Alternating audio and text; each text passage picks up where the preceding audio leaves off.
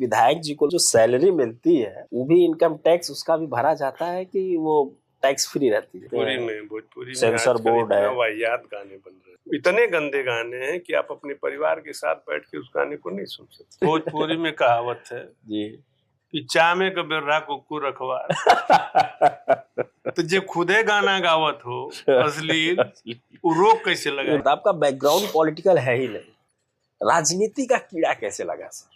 बात को समर्थन करते हैं आप?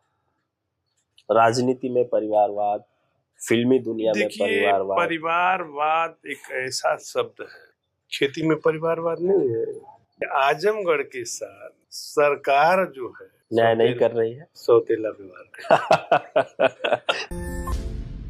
नमस्कार, मैं हूं विपिन कुमार और आज हम बात करने जा रहे हैं एक ऐसे शख्स से जिन लोगों के बारे में कहा जाता है कि उत्तर प्रदेश के जितने भी समाजवादी पार्टी के विधायक लोग हैं वो विधायक से ज्यादा अखिलेश यादव के सिपाही कहे जाते हैं, क्योंकि कोई भी बात हो, चाहे सदन से लेकर सड़क तक कोई भी बात हो जो अखिलेश यादव बोलते हैं या अखिलेश यादव कहते हैं, जन जन तक पहुंचाने की जिम्मेदारी इन लोगों की होती है।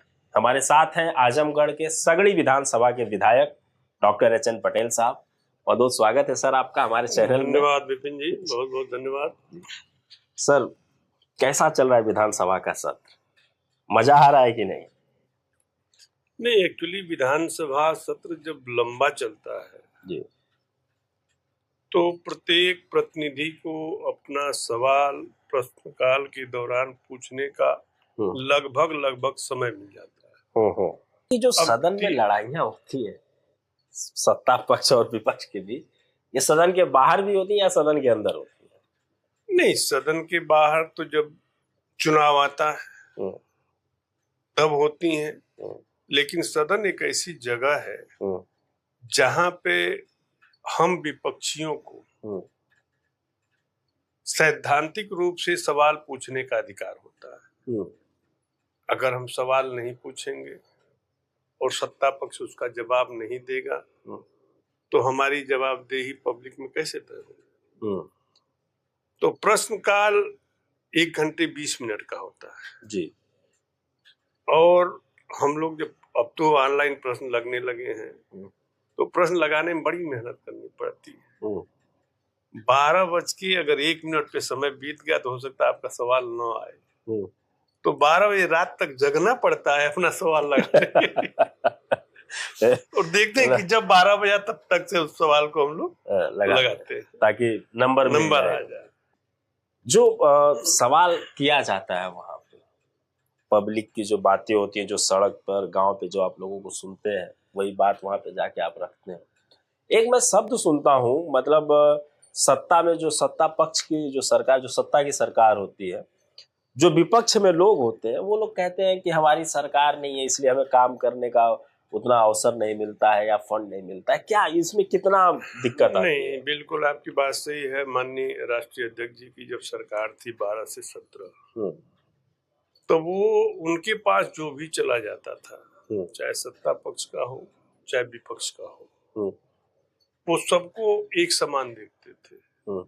लेकिन जब से भारतीय जनता पार्टी की सरकार आई है तो अगर निधि को छोड़ दिया जाए तो हम लोगों को बहुत ही मशक्कत करनी पड़ती है अपने कामों को कराने के लिए। इसलिए तो 30+ में।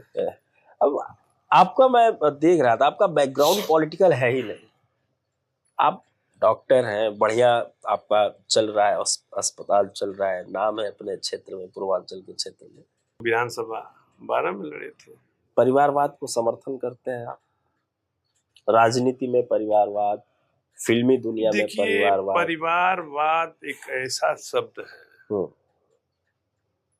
खेती में परिवारवाद नहीं है, इसीलिए मैं मेडिकल प्रोफेशन में परिवारवाद नहीं है। बिल्कुल है, बिल्कुल है। फिल्मी दुनिया में परिवारवाद नहीं है, इसीलिए मैंने ऐड कर दिया राजनीति और फिल्मी दुनिया। पॉलिटिक्स में यदि एक परिवार का आदमी अगर उनका इंटरेस्ट है कि मैं राजनीति करूं तो उनके विचारों का हनन करने का हमारा कोई अधिकार नहीं है।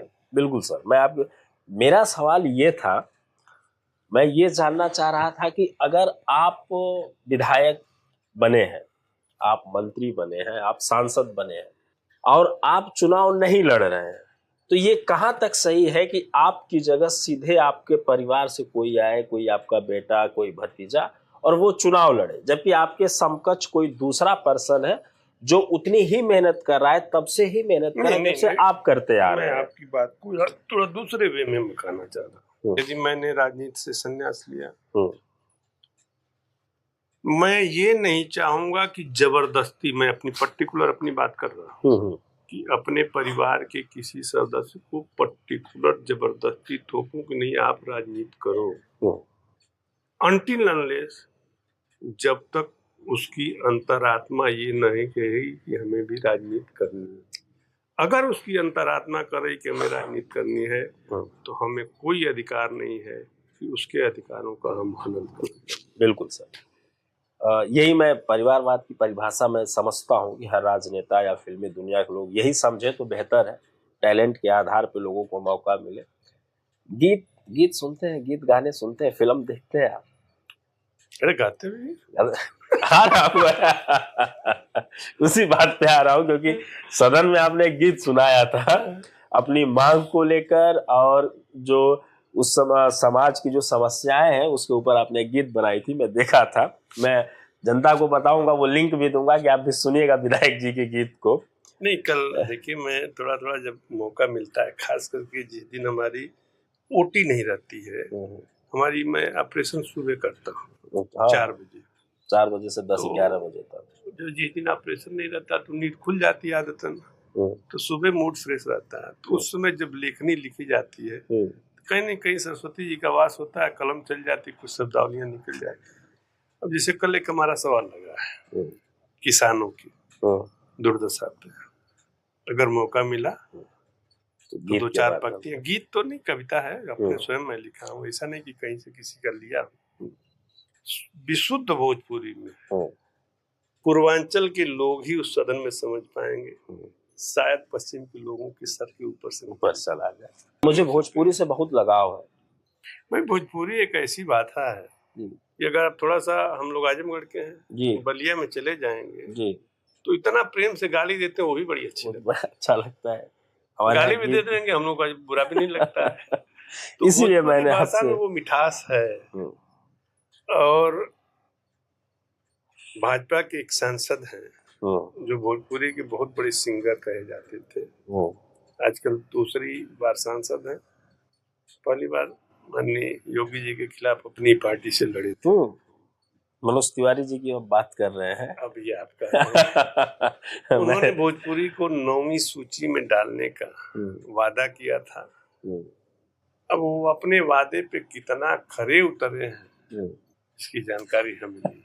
इसकी जानकारी मैं बता दूंगा सर, क्योंकि लोकसभा चुनाव जब 2024 में चल रहा था, तो मैं था उस लोकसभा चुनाव में, उनके क्षेत्र में था, दिल्ली में।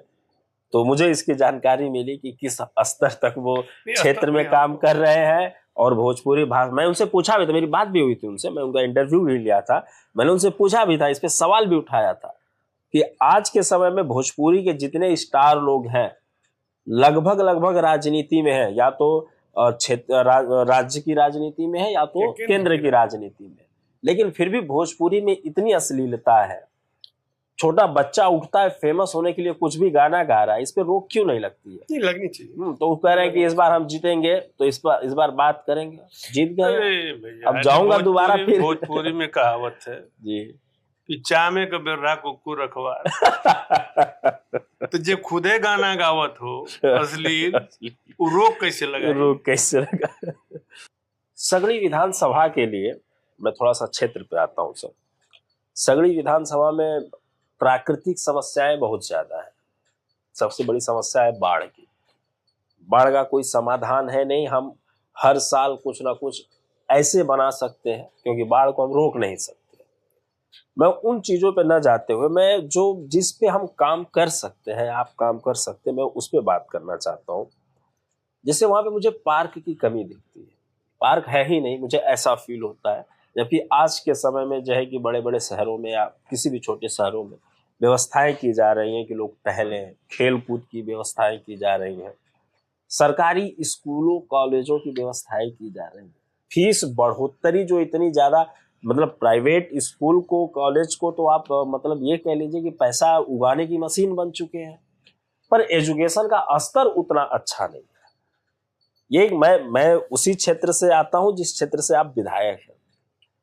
मेरे पिताजी सक्षम थे, मेरे पिताजी मुझको भेज दिए, मैं बाहर पढ़ आया सर, आप भी बाहर पढ़ के आए, आज के समय में आप कर रहे हैं। लेकिन मुझे लगता है कि 70-80% ऐसी आबादी है जो शिक्षा से वंचित रह जा रहे हैं। इसके लिए क्या असर किया जा सकता है? कोई पब्लिक लाइब्रेरी सरकारी स्तर पे या कोई संस्था तैयारी कराने वाली, कुछ आप अपने स्तर से कभी इस पे विचार हो सकता है सगड़ी के लिए? देखिए, बाढ़ जी, शिक्षा जी, स्टेडियम या पार्क, जी, 4 चीजें आपने बोली। उसका सिर्फ एक जवाब मैं देना चाहता हूँ जी, कि आजमगढ़ में 10 विधानसभा, 10 के समाजवादी के विधायक हैं, हाँ, सबके विधायक, 2 लोकसभा, दोनों समाजवादी के लोग, सांसद है, 2 विधान परिषद, दोनों समाजवादी। तो हमको लगता है कि आजमगढ़ के साथ सरकार जो है न्याय नहीं कर रही है, सौतेला व्यवहार